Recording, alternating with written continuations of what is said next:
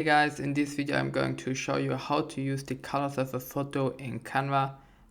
It's again with the completely free version of Canva, so you all can do it back home.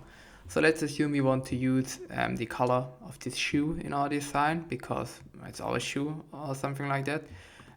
One way to use it is you click on it, right click, and then click on apply colors to page. What you can see now, the background is one of the colors from the picture. If you now right click again, you can click again and again. It always uses another color of those colors from the design.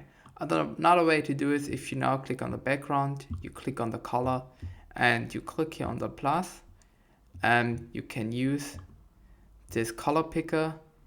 Hover over your picture, for example, we want to use this gray, click here, and then the background is in this gray.